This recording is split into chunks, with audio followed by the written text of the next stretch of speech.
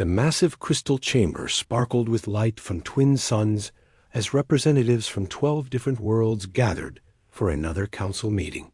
The building itself hung in space above Kepler Prime, its clear walls showing the endless stars beyond.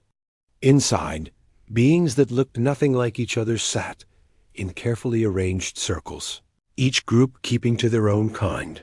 The Zephyrians floated near the center, their tall bodies almost see-through like living glass.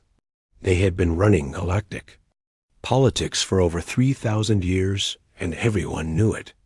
Their leader, Chancellor Vorthik, moved his long arms slowly as he spoke, each gesture flowing like water. Near the military section, the Korovs sat with their thick-scaled bodies and sharp teeth showing. They looked like giant lizards that learned to walk on 2 legs and build spaceships. The Vex buzzed quietly in their corner, their bug-like bodies twitching as they shared thoughts through their hive-mind connection dot at the far edge of the gathering. Almost forgotten sat the 3 human representatives. They looked small and plain next to the other species, with their simple clothes and worried faces. Most of the council barely noticed them anymore. Humans had only joined galactic civilization 50 years ago, and many still thought of them as children playing at being adults. Ambassador Kellen Wright stood up from his seat and walked toward the speaking platform. His gray hair was messy, and his uniform wrinkled from too many sleepless nights. Behind him, Dr. Lisa Morgan carried a small device that projected images into the air above them. She had been working with Kellen for months, studying reports that made no sense and scared them both. Kellen cleared his throat and waited for the translator machines to hum to life. When he spoke, his words came out in dozens of different languages at once. Honored members of the Council, we bring urgent news from the Outer Rim territories. Something is coming toward our galaxy, and we need to prepare now. The holographic display showed star maps with entire systems marked in red. Lisa pressed another button, and the images changed to show empty space where planets used to be. Not asteroid planets or dead worlds, but places where nothing existed at all. Even the light from old stars had vanished, leaving holes in space itself. These are the Devourers, Kellen continued, his voice getting stronger. Ancient machines that consume everything they touch. Not just matter or energy, but information and memory, and the very laws of physics. Entire civilizations have been erased so completely that we cannot even find records they ever existed. Chancellor Vorthik's translucent face showed mild annoyance. He had been looking forward to discussing trade agreements, not listening to human panic stories. Ambassador Wright, these claims seem quite extraordinary. Do you have proof beyond these questionable images? Lisa stepped forward and activated more projections. The air filled with data streams and recorded messages, most cut off in the middle of sentences. We have testimony from survivors of 12 different species. Mining stations, research outposts, even military bases have all recorded the same thing before going silent. The Devourers appear from empty space, consume everything they touch, and leave behind regions where our instruments cannot function. A Korath general named Thrakus laughed, showing rows of sharp teeth. If such a threat existed, our battle fleets would have detected it long ago. Human sensors are primitive compared to ours. You probably saw asteroid collisions or solar flares and imagined monsters. The Vex representatives clicked their approval in unison. Their hive mind had already calculated the odds and found them acceptable. One of them spoke in a voice that sounded like static. Probability analysis indicates ancient machine intelligence. Awakening equals 0.003%. Human emotional responses creating false patterns equals 47%. Kellen felt his frustration growing, but kept his voice calm. We are not imagining this. Look at the patrol routes that have gone missing. Look at the communication blackouts. 3 weeks ago, the research station at Helix Nebula stopped transmitting mid-sentence. When your people went to investigate, they found nothing. Not wreckage, not bodies, not even dust. Just empty space that their ships could not navigate properly. Space anomalies happen all the time, Vorthik said with a dismissive wave. Solar storms, gravitational shifts, equipment failures. There are logical explanations that do not require ancient machine gods awakening from cosmic sleep. Dr. Morgan activated her final display, showing a map of the galaxy with red dots marking every disappearance over the past year. The pattern was clear to anyone willing to see it. The dots formed a line moving steadily toward the galactic center, toward all their home worlds. The attacks are getting closer and more frequent. At their current rate of advancement, they will reach populated systems within 2 years. The chamber fell quiet for a moment as representatives studied the data. Then the discussions began, but not about preparation or defense. The Zephyrians wondered if human psychology made them see patterns where none existed. The Koriths argued about whose territory the missing stations belonged to. The Vex calculated how much it would cost to investigate every empty patch of space. Kellen raised his voice above the chatter. We need a joint task force. We need to pool our resources and knowledge. We need to start building defenses and evacuation plans. These entities have already consumed dozens of worlds, and they are heading straight for us. Task forces require evidence, Vorthik replied smoothly. Evidence requires investigation. Investigation requires funding. Funding requires approval. From the full council, which requires extensive debate and careful consideration of all alternatives. How much debate will you need when they reach your home world? Kellen shot back. How much consideration when they start erasing your history and your children and everything you have ever built? The question hung in the air like a challenge. Several representatives shifted uncomfortably in their seats. But Vorthik's expression did not change. Ambassador Wright, your species is young and often sees threats where more experienced. Civilizations see opportunities for learning. We appreciate your concern, but panicking over unconfirmed reports serves no one. General Thrakis nodded his massive head. The Koroth military stands ready to defend against any real threat. But we will not waste resources chasing human nightmares across the galaxy. The Vex clicked their agreement. Consensus achieved. Human data insufficient for action protocols. Request filed under pending review status 77 Alpha. Lisa looked at the faces around the chamber and saw polite dismissal everywhere. These beings had survived for thousands of years by being careful and methodical. They had built a peaceful civilization by avoiding hasty decisions and emotional responses. Everything about humans seemed wrong to them, from their short lives to their quick tempers to their tendency to act first and ask questions later. Kellen made one last attempt. At least send scout ships to investigate the missing regions. At least prepare contingency plans. At least acknowledge that something unprecedented is happening out there. We will take your concerns under advisement, Vorthik said with finality. The Council will form a committee to study your data and prepare a report. In 6 months, we will reconvene to discuss their findings and determine appropriate responses. The session ended with the usual ceremonies and polite farewells. Representatives filed out in their separate groups, already discussing more pleasant topics. The Zephyrians talked about art exhibitions. The Koriths planned military exercises against imaginary enemies. The Vex shared calculations about improved trade routes. Only the humans remained in the empty chamber, staring at their holographic evidence that no one wanted to believe. Lisa powered down her projectors and packed them away carefully. They think we are children afraid of the dark, she said quietly. Cullen watched the last alien ship disappear through the crystal walls. Maybe we are. But children sometimes see things that adults miss. And sometimes the things hiding in the dark are real. They gathered their materials and headed for their small transport ship. Behind them, The council chamber stood empty and peaceful, its crystal walls reflecting starlight like a jewel.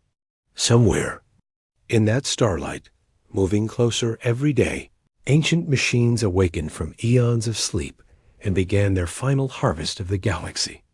The warning had been given and dismissed. Now humanity would have to prepare alone. 6 months passed since the council meeting, and Kellenwright's warnings seemed like distant worries to most of the galaxy. The Zephyrians continued their art festivals, the Koraths held their military parades, and the Vex calculated trade profits. With mathematical precision, life went on as it always had for thousands of years, peaceful and predictable. Then the Helix Nebula Research Station went silent.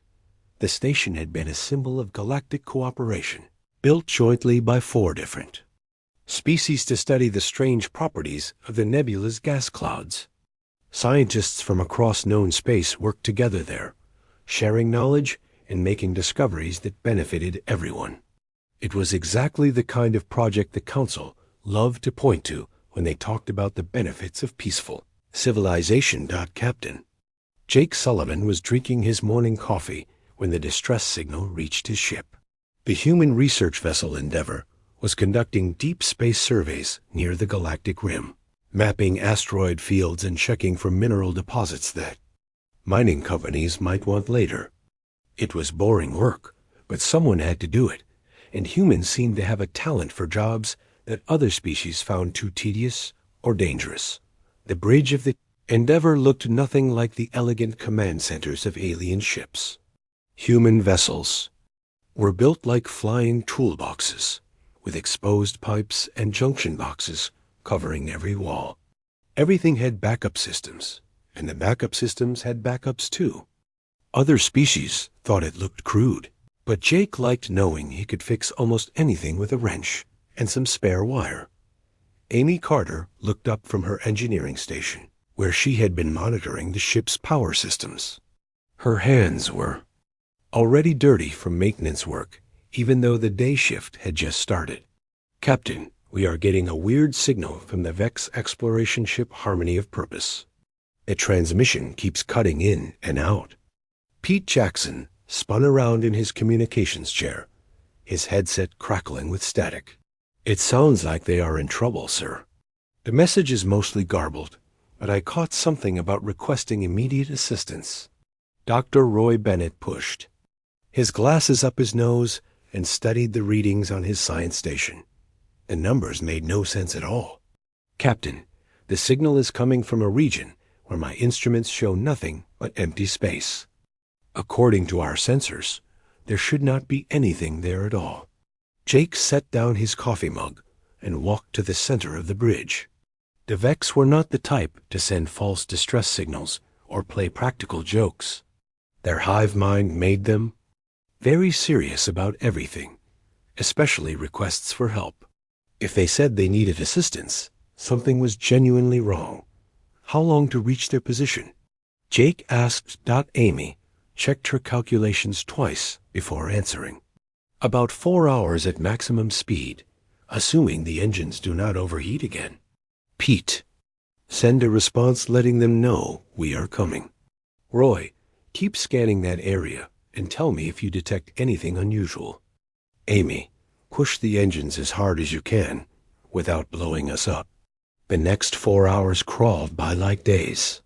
Pete tried repeatedly to contact the Harmony of Purpose, but received only static in return.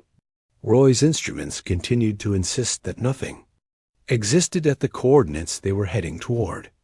Amy kept the engines running at dangerous levels, filling the ship with heat and vibration that made everyone's teeth ache. When they finally arrived at the location, Jake understood why their sensors had been confused. The Harmony of Purpose was there, but it existed in a way that hurt to look at directly. Parts of the ship seemed to be stuck in time, with small explosions frozen halfway through happening.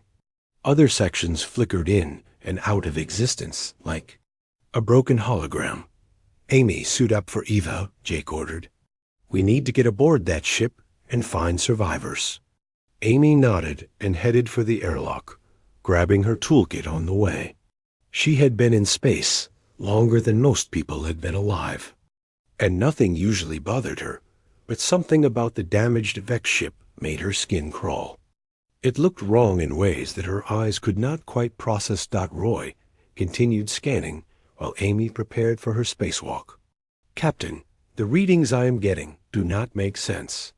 Parts of that ship are showing up as existing in multiple time periods. At once, some sections register as being made of materials that our database says cannot exist." Jake watched through the view screen as Amy jetted across the empty space between ships. Her movements looked normal, but the space around the harmony of purpose seemed to bend and twist her image like a funhouse mirror. "Amy, how are you doing out there?" Her voice came back filled with static and strange echoes. "It is really weird. Over here, Captain. The hull feels solid under my hands, but my eyes keep telling me there is nothing there. I found an airlock that seemed stable enough to use. Getting inside the Vex ship proved even more disturbing than seeing it from the outside.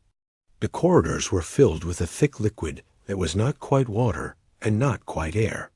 Amy's boots splashed through it, but left no ripples behind. Emergency lights blinked in patterns that seemed almost like a code, but when she tried to focus on them, they changed to random flashing. She found the first survivor in what used to be the navigation center. The Vex crew member hung suspended in mid-air, its compound eyes wide with terror that had been frozen for hours.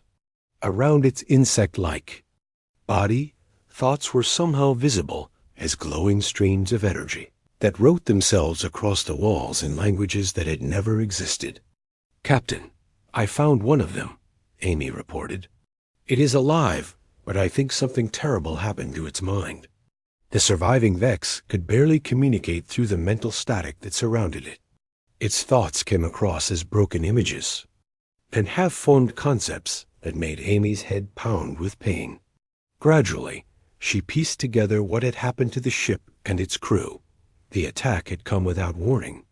Massive shapes had emerged from folded space itself, things that were too large and too dark to see properly.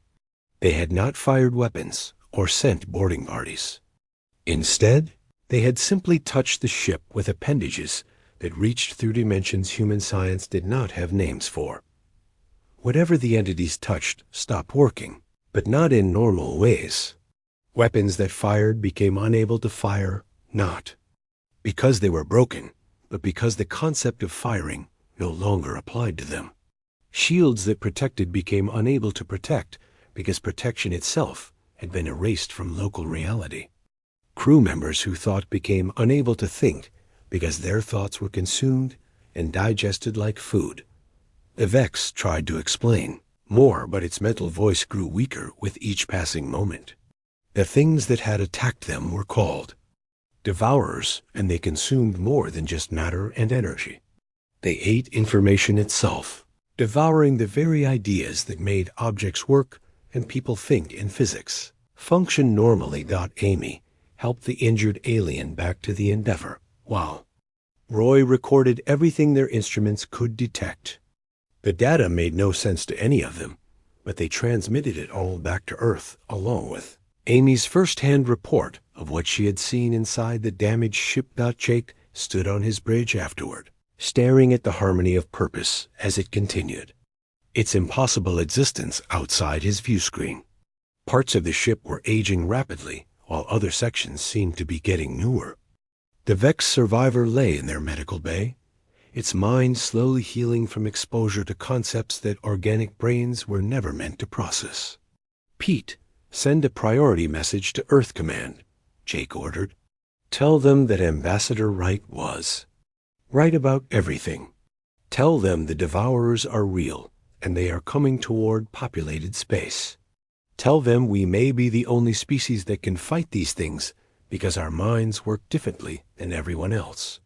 Pete's fingers flew over his communication controls as he prepared the longest and most important message of his career. Behind him, Roy continued analyzing the impossible data they had collected while Amy ran diagnostic checks on every system aboard their ship. The galaxy had just learned that some warnings should not be ignored, but the lesson had come too late for the Galactic Council to organize any meaningful response. Ancient machines that consumed reality itself were moving steadily toward the heart of known space, and only humanity seemed capable of understanding what that meant. In the darkness between stars, more devourer entities awakened from their eternal sleep and began moving toward the light of civilization. The harvest was beginning, and nothing would ever be the same again. The message from Captain Jake Sullivan reached Earth on a Tuesday morning when President Helen Brooks was reviewing trade reports in her office. She had been in politics long enough to recognize truly important news when she heard it, and this report made her blood run cold. The Galactic Council was still forming committees and debating procedures, while ancient machines consumed entire star systems, moving steadily toward every populated world in the galaxy. Within 6 hours, President Brooks stood before a joint session of the United Earth Government, her words being broadcast to every human settlement across known space. The speech was not about glory or conquest or proving humanity's worth to alien civilizations. It was about survival and the duty they owed to their galactic neighbors who refused to see the danger approaching them all. Citizens of Earth and all human colonies, she began, her voice steady despite the magnitude of what she was about to announce. We face a threat unlike anything in recorded history. Ancient machines called devourers are consuming our galaxy system by system, erasing entire civilizations from existence. The Galactic Council has chosen to ignore this danger, but we cannot and will not do the same. Admiral Frank Torres watched the speech from his command center deep beneath the Pacific Ocean, already knowing what would come next. He had been preparing for this moment since Jake Sullivan's first transmission arrived, quietly moving ships and personnel into position.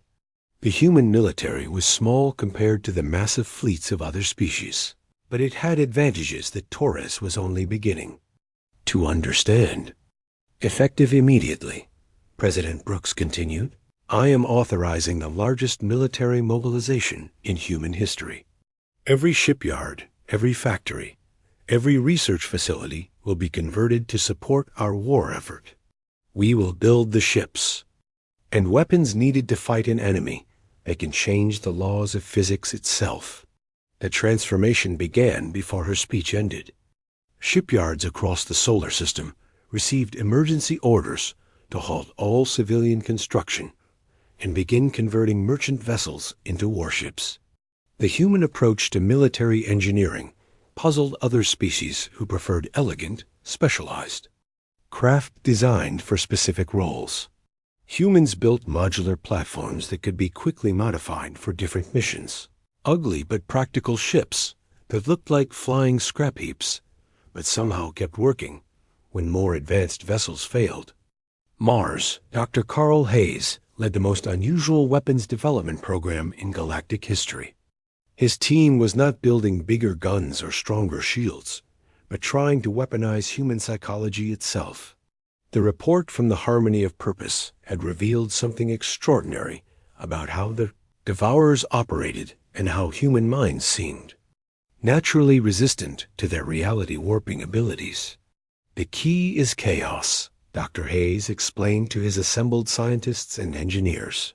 These entities consume ordered thought and logical systems, but human brains do not work that way. We think in contradictions and emotions and random connections that make no sense to pure logic. That chaos might be our greatest weapon. His team worked around the clock to develop what they called cognitive weapons, devices that could project human imagination directly into the quantum structure of space-time itself. The prototypes looked like nothing more than modified radio transmitters, but when activated, they filled nearby space with pure human creativity, thoughts and dreams and fears made manifest in ways that defied rational explanation. Lieutenant Colonel Nenia Walsh, commanded the first human regiment trained specifically for anti-devour warfare at a secret facility hidden in the asteroid belt. Her soldiers learned to fight in environments where cause and effect broke down, where their weapons might suddenly become flowers, or their armor might turn into water without warning. The training was brutal, and many recruits washed out, unable to handle combat where reality itself was the enemy's weapon. Forget everything you know about military tactics, Nina told her troops during their morning briefing. These things can erase the concept of tactics from your mind mid-battle. They can make your rifle forget how to fire or make your boots forget how to walk. The only thing they cannot take away is your ability to adapt and improvise and refuse. To give up.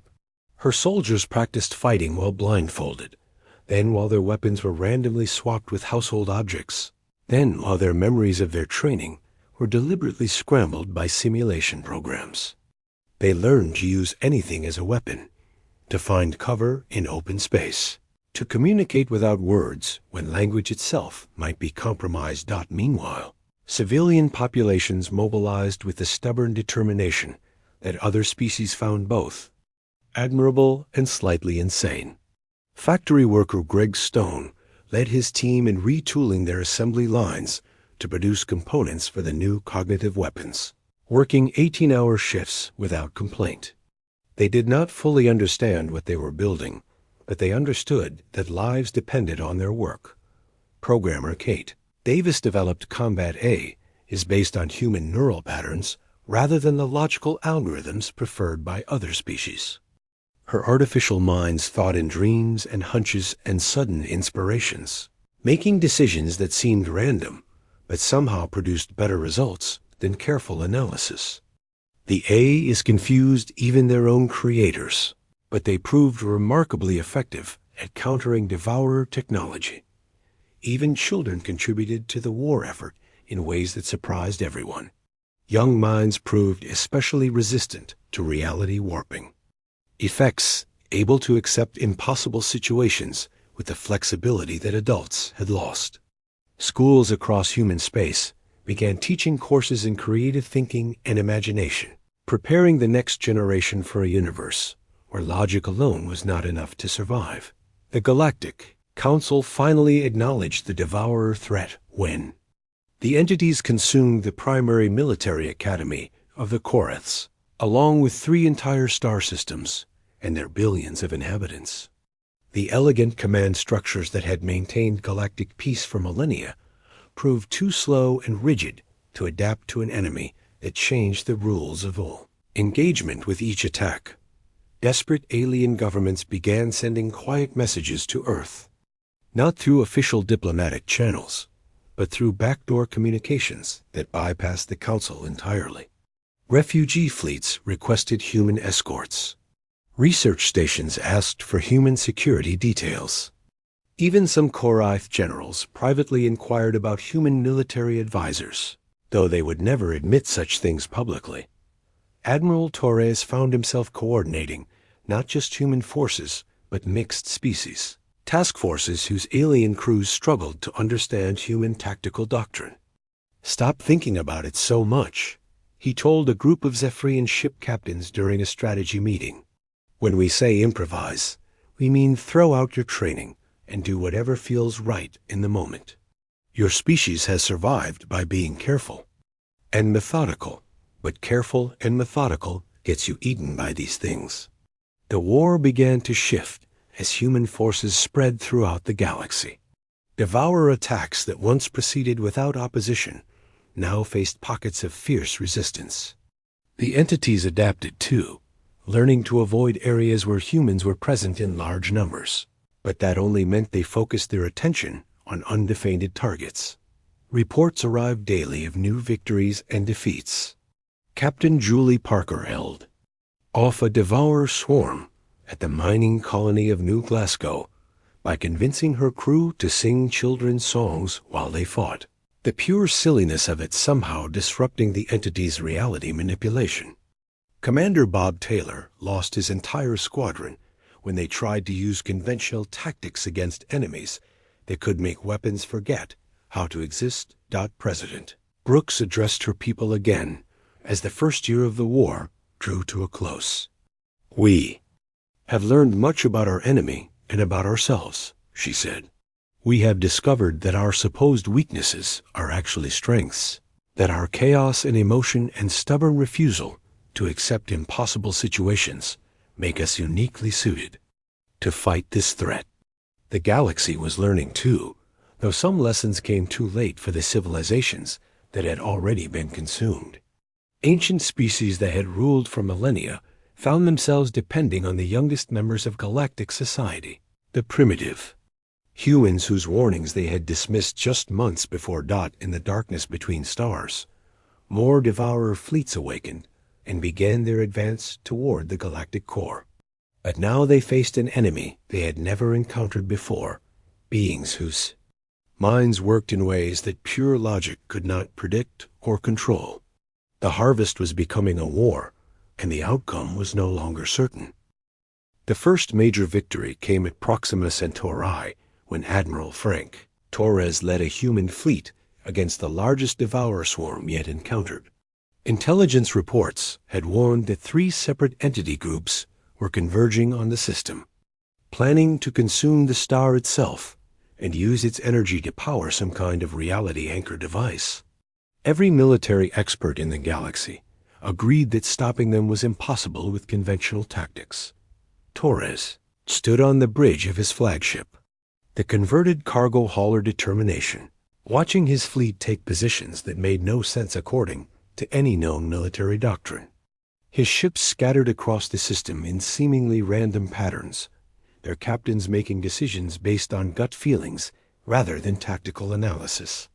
Other species would have called it madness, but Torres had learned to trust human intuition. When facing enemies that could rewrite the laws of physics, Captain Steve Murphy commanded the destroyer Defiant, a ship that had started life as a mining vessel before being hastily converted with whatever weapons could be bolted to its hull. His crew was a mix of former merchants, asteroid miners, and young naval officers who had never fought in a real battle. They looked nervous but determined as proximity alarms began screaming warnings about incoming devourer entities. "All ships, this is Admiral Torres," came the voice over the communication system. "Remember your training and forget everything. Else, these things want us to think logically so they can predict our moves. Do not give them that satisfaction. Trust your instincts and stay alive." The devourers emerged from folded space like nightmares made manifest, their forms too large and too dark to see properly.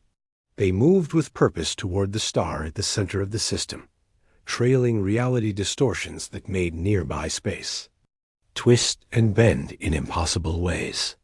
Human sensors screened conflicting readings as the entities' presence warped the fundamental nature of everything around them. Captain Murphy felt his stomach clench as one of the massive beings turned toward his ship. Every tactical manual he had ever read said he should maintain distance and use coordinated fire patterns with the rest of the fleet. Instead, he found himself ordering his helmsman to fly directly at the entity, while firing every weapon they had in rapid succession. "Captain, that thing is the size of a small moon," his tactical officer protested. "We cannot hurt it with our weapons." "Maybe not," Murphy replied, watching the devourer's form ripple and shift as their missile impacts seemed to pass through it without effect. "But we can sure as hell annoy it." The entity responded by trying to erase the concept of propulsion from Murphy's ship, but human engineering proved surprisingly resistant to reality manipulation. The Defiant had been built with so many redundant systems and backup components that when one method of movement stopped working, 3 others automatically engaged. The ship kept flying even when its main engines technically no longer existed. Across the battlefield, similar scenes played out as human captains ignored every rule of space combat they had ever learned. Commander Lisa Hayes flew her frigate through what her sensors insisted was solid rock because her instincts told her the space was actually empty. Captain Danny Clark used his ship's mining lasers to cut geometric patterns in empty space, somehow disrupting the Devourer's ability to fold reality around themselves. The breakthrough came when Dr. Carl Hayes activated his cognitive weapons. For the first time in actual combat, the devices had been mounted on a dozen ships throughout the fleet, each one crewed by volunteers who understood they were testing experimental technology that might kill them instead of the enemy. When the weapons fired, they flooded local space with pure human imagination. Made manifest, the effect on the Devourers was immediate and devastating. Entities that had consumed logical civilizations for eons suddenly found themselves trying to process thoughts that refused to make sense. Childhood fears took physical form and began attacking them. Impossible geometries opened wounds in their reality-warping shells. Contradictory emotions created feedback loops that sent them reeling away from human ships. One Devourer tried to erase a human weapon system and found itself dealing with a rifle that had been transformed into a bouquet of flowers. A human soldier holding it immediately began using the flowers as projectiles, somehow making them effective weapons through sheer force of belief and determination. The entity's logic circuits, designed to process orderly thought, simply could not handle such creative problem-solving. The tide of battle shifted as the Devourers realized they were facing something unprecedented. These humans did not fight like the other species they had consumed. When their weapons stopped working, they improvised new ones for whatever was available. When their tactics failed, they abandoned tactics entirely and relied on instinct. When reality itself turned against them, they simply refused to accept that such things were possible.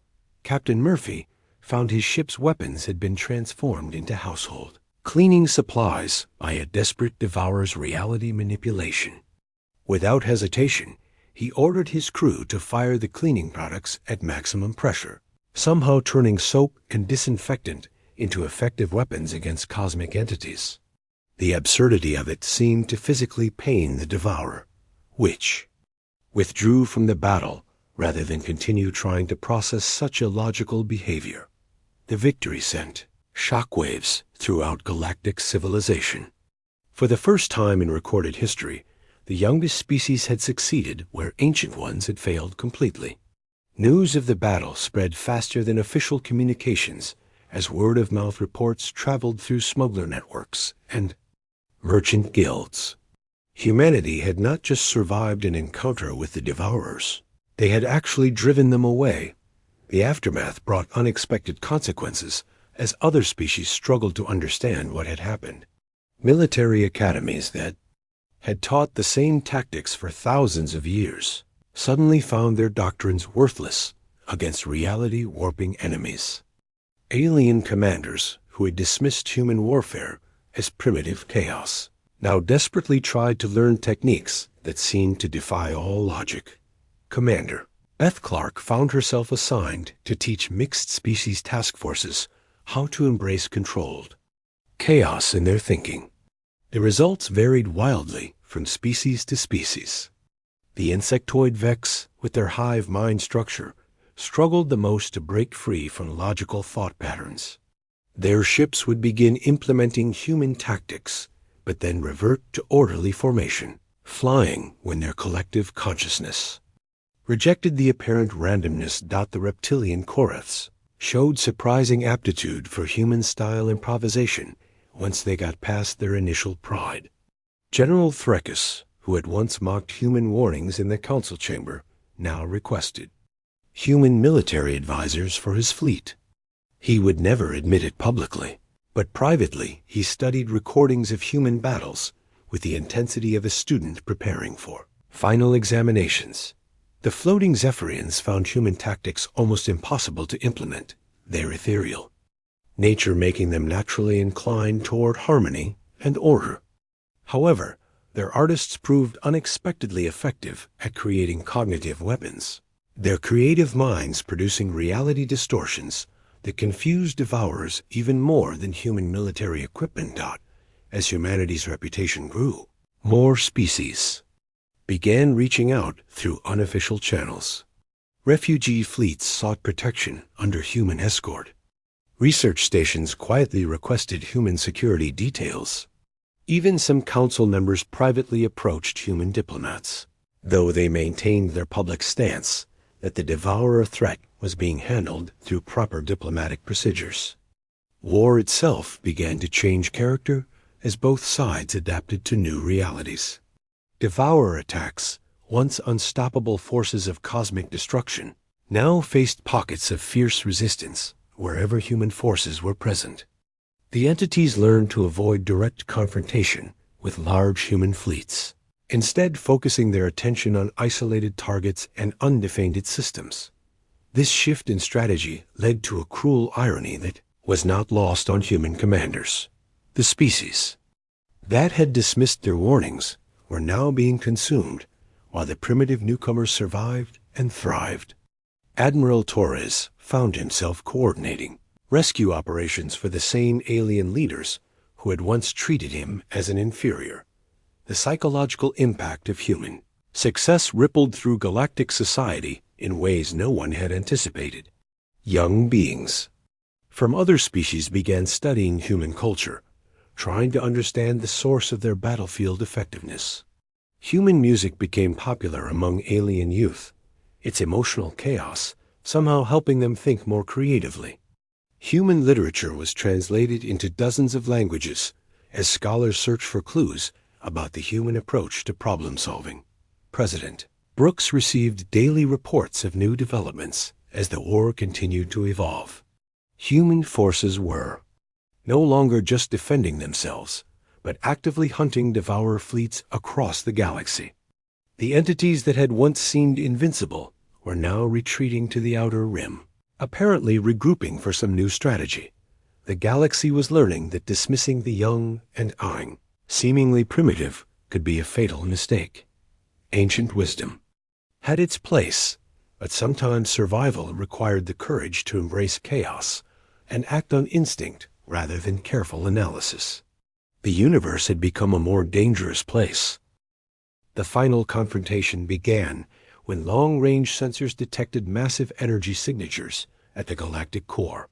The Devourers had established something unprecedented there, a conversion facility built around the central black hole itself.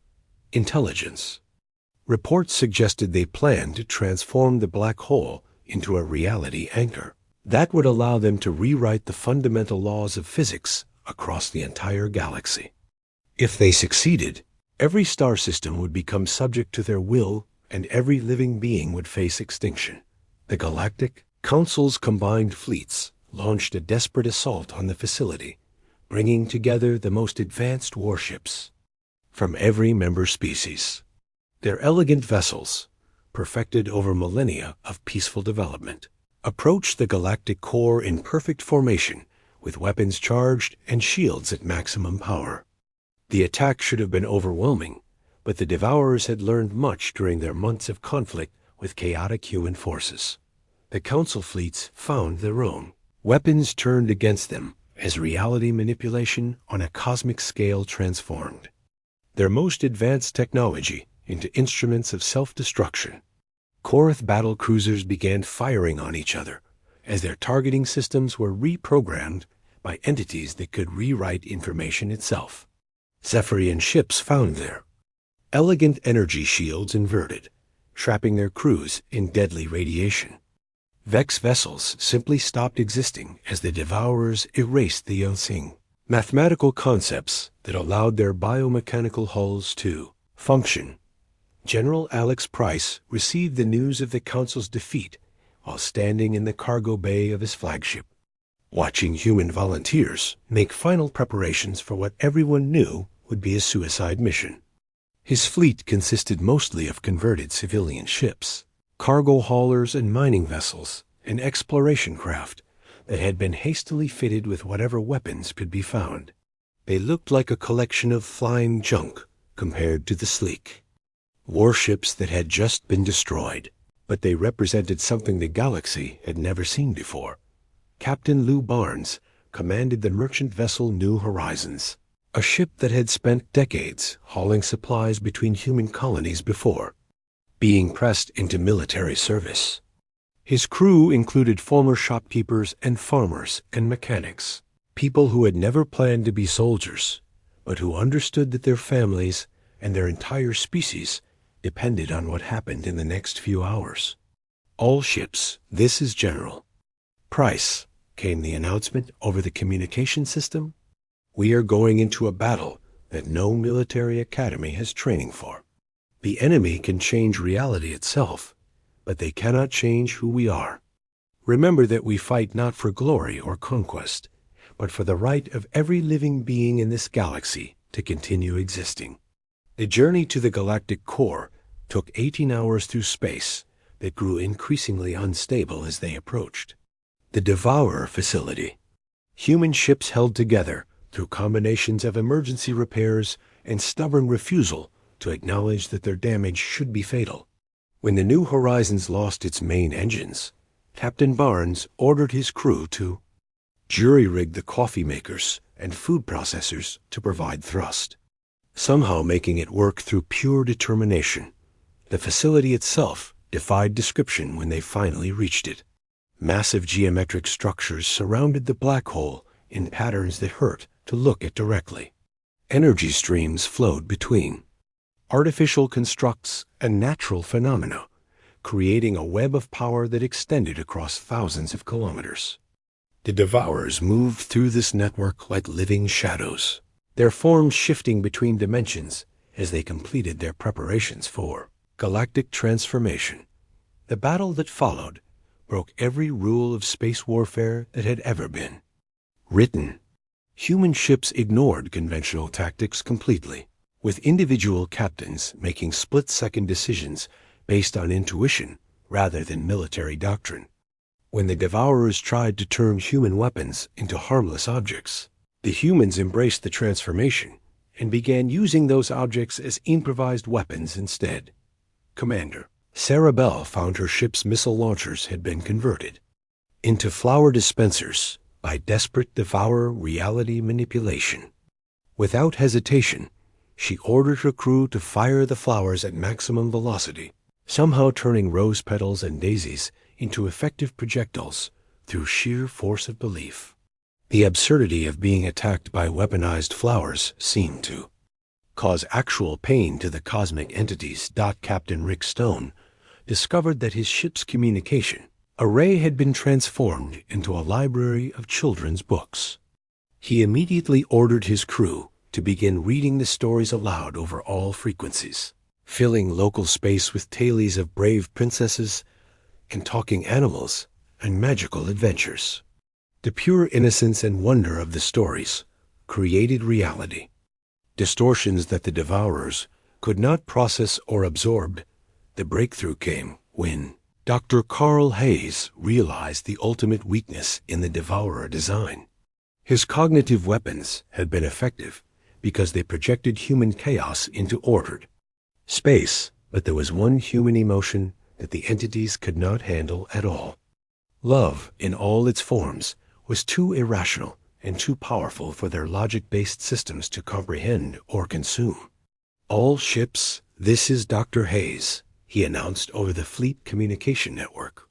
I need every human in this fleet to think about the people they care about.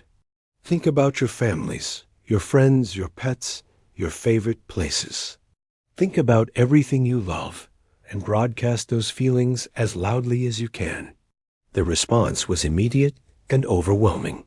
Millions of human voices began transmitting personal messages across every available frequency.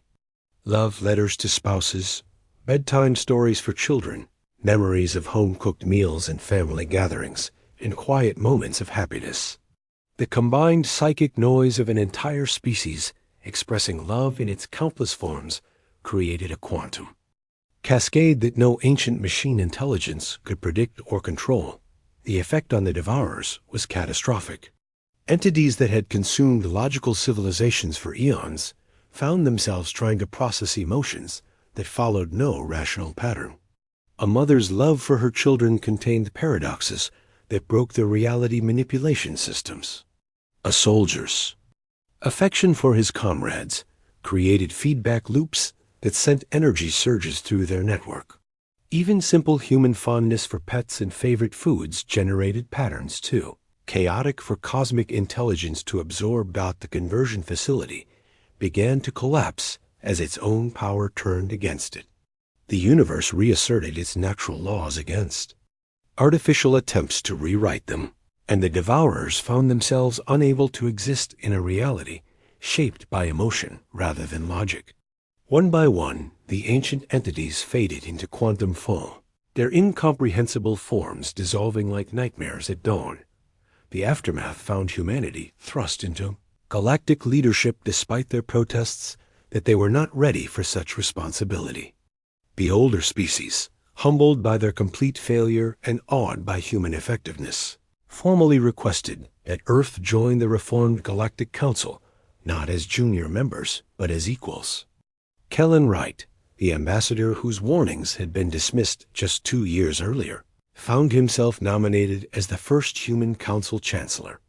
President Brooks addressed the galaxy from the rebuilt council chambers, her words translated into 1,000 languages and broadcast to every inhabited world that had survived the Devourer assault.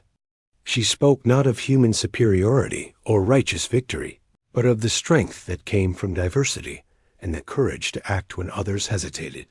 The galaxy needed both ancient wisdom and youthful determination, she declared, and only by working together could they rebuild what had been lost. The reconstruction efforts began immediately, with human engineers working alongside alien scientists to restore devastated worlds. Human children played with young beings from other species in integrated schools, while their parents collaborated on projects that would have been impossible before the war. The universe had learned valuable lessons about dismissing the seemingly primitive and embracing the power of emotional thinking.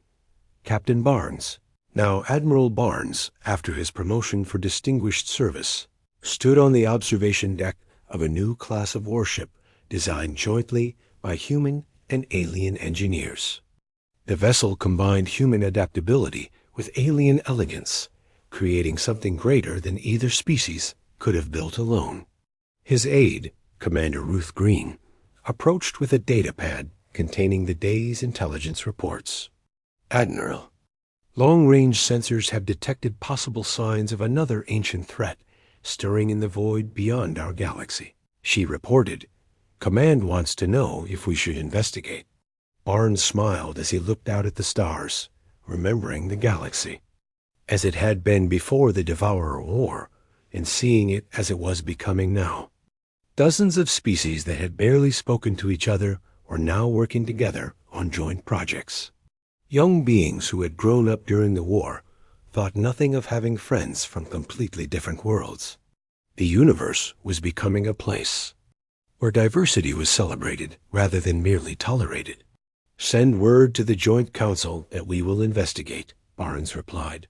After all, someone has to keep watch while the galaxy heals, and we have learned that warnings should never be ignored again.